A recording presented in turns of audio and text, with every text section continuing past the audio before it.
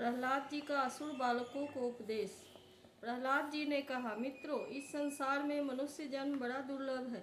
इसके द्वारा विनाशी परमात्मा की प्राप्ति हो सकती है, परंतु पता नहीं कब इसका अंत हो जाए। इसलिए बुद्धिमान पुरुष को बुढ़ापे या जवानी के भरोसे न रहकर बचपन में ही भगवान की प्राप्ति कराने वाले साधनों का अनुष्ठान कर लेना चाहिए।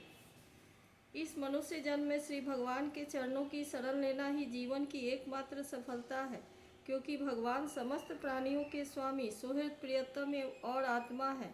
भाइयों, इंद्रियों से जो सुख भोगा जाता है वह तो जीव चाहे जिस योनि में रहे, प्रारब्ध के अनुसार सर्वत्र वैसे ही मिलता है जैसे बिना किसी प्रकार प्रयत्न किए निवारण करने पर भी दुख मिलता है।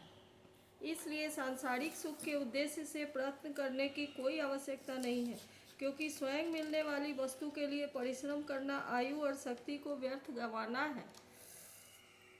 जो इनमें उलझ जाते हैं उन्हें भगवान के परम कल्याण स्वरूप चरण कमलों की प्राप्ति नहीं होती। हमारे सिर पर अनेकों प्रकार के भय सवार रहते हैं, इसलिए यह शरीर जो भगवत प्राप्ति के लिए पर्याप्त है, जब तक रोग शोकादि ग्रस्त होकर मृत्यु के मुख में नहीं चला जाता, तभी तक बुद्धिमान पुरुष को अपने कल्याण के लिए प्रयत्न कर लेना चाहिए। मनुष्य की पूरी आयु 100 वर्ष की है। जिन्होंने अपनी इंद्रियों के वश में नहीं कर लिया है, उनकी आयु का आधा हिस्सा तो यूं ही बीत जाता है, क्योंकि वे रात में घोर तमोगुण अज्ञान से ग्रस्त होकर सोते रहते हैं। बचपन में उन्हें अपने हित अहित का ज्ञान नहीं रहता। कुछ बड़े होने पर कुमार अवस्था में वे खेल कूद में लग जाते हैं। इस प्रकार 20 वर्ष का तो पता ही नहीं चलता। जब बुढ़ापा शरीर को ग्रस लेता है, तब अंत के 20 वर्षों में कुछ करने धरने की शक्ति ही नहीं रह जाती। रह गई बीच की कुछ थोड़ी सी आयु, उसमें कभी न पूरी होने वाली बड़ी बड़ी कामनाएं हैं, बलात् पकड़ रखने वाला मोह है और घर द्वार की वह आसक्ति है, जिससे जीव इतना उलझ जाता है कि उसे कुछ कर्तव्य अकर्तव्य का ज्ञान ही नहीं रहता। इस प्रकार बची खुची आयु भी हाथ से निकल जाती है।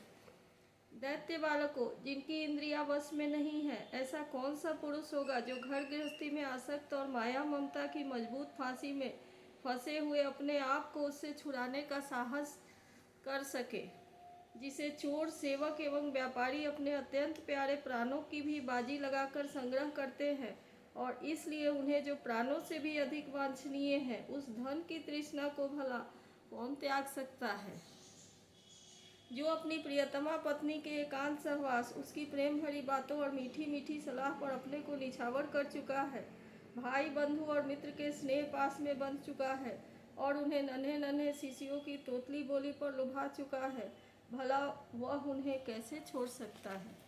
जो अपनी ससुराल गई हुई प्रिय पुत्रियों, पुत्रों, भाई बहनों और दीन अवस्था को प्राप्त माता पिता, बहुत सी सुंदर सुंदर बहुमूल्य सामग्रियों से सजे हुए घरों, कुल परागत जीविका के साधनों तथा पशुओं और सेवकों के निरंतर स्मरण में रम गया है, वह भला उन्हें कैसे छोड़ सकता है।